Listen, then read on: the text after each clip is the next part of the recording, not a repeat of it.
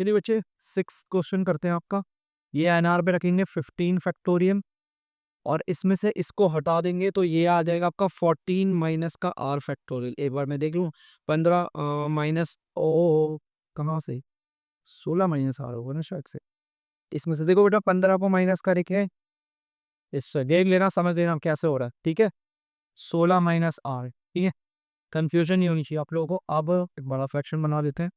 इसको रखेंगे D R पे, पहले आएगा 16 फैक्टोरियल, फिर इसको इससे करेंगे तो 16 18 माइनस आर फैक्टोरियल। ठीक है, ये आ जाएगा 3/4। बहुत आसान है। ऊपर वाली फ्रैक्शन को उतारो, मल्टीप्लाई। नीचे वाली फ्रैक्शन का रेसिप्रोकल करोगे। पहले आएगा 18 माइनस का आर फैक्टोरियल, फिर आएगा आपका यहाँ पर 16 फैक्टोरियल। 3/4 खींचे। देखो इनमें बड़ा कौन है, इनमें बड़ा ये है एक्सपैंड करिए, और इन दोनों में बड़ा ये है, मतलब इन दोनों को एक्सपैंड करना है। 15 फैक्टोरियल ये रहा, और ये आ गया 16 माइनस का आर फैक्टोरियल। देखो बच्चों गौर से देखना, इसे करेंगे पहले लिखेंगे 18 माइनस आर, एक कम करेंगे 17 माइनस आर, एक कम करेंगे 16 माइनस का आर, और रोक दिया फैक्टोरियल लगा के। ये देखो सेम आ गया। इसको एक्सपैंड करूंगा 16, फिर यहाँ पे 15 फैक्टोरियल पे रोक दिया, ये आ गया। देखो सेल कट गया, ये और ये कट गया, ये आ गया आपका 3/4।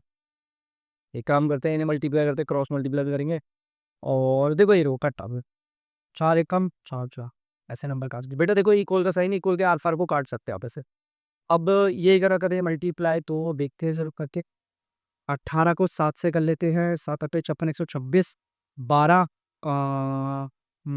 12 20 और 9 तो ये आ गया आपका माइनस का 18 आर, और ठीक है माइनस 8 7 15 35, माइनस का 35 आर प्लस का आर स्क्वायर।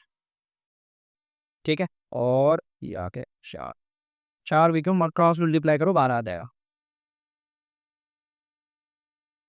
12। ठीक है, तो देख लेते हैं आगे।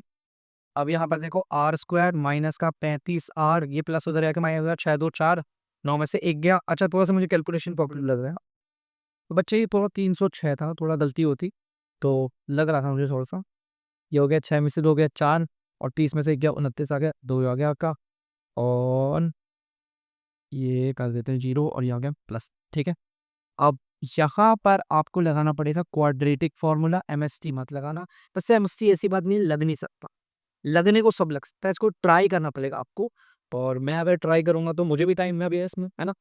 तो चलो इसे करते हैं क्वाड्रेटिक फॉर्मूला से। बाकी अगर आप इसे खुद कर सकते हैं तो मैं आपको इसे घर से होमवर्क दे सकता हूँ।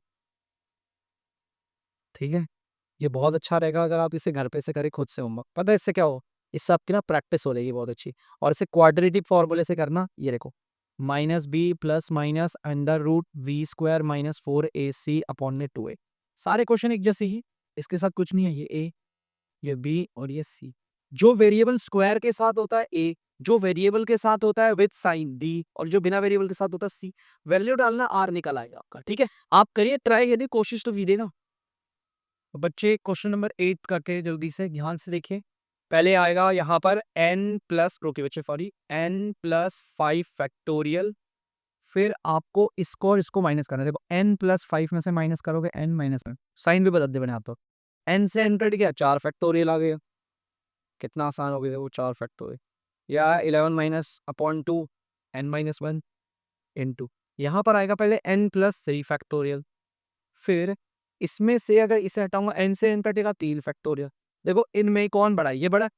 देखो डायरेक्ट काट देते हैं इसे, ये लो 4 आएगा क्योंकि 3 के बाद से सारे ये ले गया। अब इनमें कौन बड़ा है, ध्यान से देखो, इनमें बड़ा कौन है, ये। इसे एक्सपेंड करूंगा n+5 n+4, एक कम करूंगा धीरे धीरे, n+3, और यहाँ पे रोक दे फैक्टोरियल। आ गया 4, ये आ गया 11/2 n-1 और n+3 फैक्टोरियल। देखो ये और ये पूरा कट गया। ठीक है, अब देखो ये देखो 4 और ये ना, 2 एक कम 2 कुछ जाता है, तो कर दिया ऐसे। अब चलो एक काम करते हैं, ऊपर वालों को कर देते हैं n² और 4n पर n प्लस का 9n प्लस का 20 अपॉन में 2, ये 11n माइनस का 11। ठीक है, अब एक काम करते हैं मल्टीप्लाई और करते हैं, 2 को इससे मल्टीप्लाई कर देते हैं, 22n माइनस 22 हो जाएगा। कितना सिंपल हो गया। चलो n² और ये माइनस का 22 आएगा तो आ जाएगा माइनस का 13 है। ठीक है, और माइनस प्लस हो जाएगा, और ये प्लस का 42 हो जाएगा। जी हो, 7 6 13 ठीक है, n स्क्वायर माइनस का 7n माइनस का 6n प्लस का 42 इक्वल टू 0। इसमें से कॉमन लेंगे तो याद है ना n माइनस 7, इसमें से कॉमन लेंगे पहले को n माइनस 7 लिखो, यहाँ माइनस का 6 लगा भैया, एक ब्रैकेट में n माइनस 7, एक ब्रैकेट में n माइनस 6, इसको 0 के बराबर मानोगे n आएगा 7 और यहाँ से आएगा 6, जो मर्जी आप निकालो, आपका आंसर आपके सामने। बच्चे क्वेश्चन नंबर 10 एक्सरसाइज का आखिरी क्वेश्चन है, ध्यान से देखिएगा। यहाँ पर कह रहा है find the number of permutation of 10 objects taken 4 at a time. आपके पास 10 ऑब्जेक्ट है जिसमें कि आप परम्यूटेशन निकालोगे और एक बारी में से 4 ही ऑब्जेक्ट का इस्तेमाल करोगे। देखो टोटल आ गया ऊपर, और एक बारी में परम्यूटेशन के लिए कितने ऑब्जेक्ट यूज करो? 4। मैंने बताया था आपको, सबसे पहले आएगा 10 फैक्टोरियल और नीचे आएगा इसको घटा के 6 फैक्टोरियल। अब देखो बड़ा तो ये है, अरे काटो, ये 10 आ गया, फिर 9 आया, फिर 8 आया, फिर 7, 6 के सारे ये ले गया। अब इसे जल्दी से कर लेते हैं, कितना हो रहा है?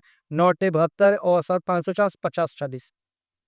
अगर आपसे 9 टे 72 7 दूनी 14 और 7 ठीक है, चाहिए क्लियर है, 50 40 है। इसका मतलब अगर मैं 10 ऑब्जेक्ट्स में परम्यूटेशन निकालूं और परम्यूटेशन निकालते वक्त 4 ऑब्जेक्ट को एक बार भी यूज कर रहा हूं, मतलब कि मेरे पे टोटल 10 ऑब्जेक्ट है और अरेंजमेंट करने के लिए परम्यूटेशन को ना अरेंजमेंट भी कहते हैं।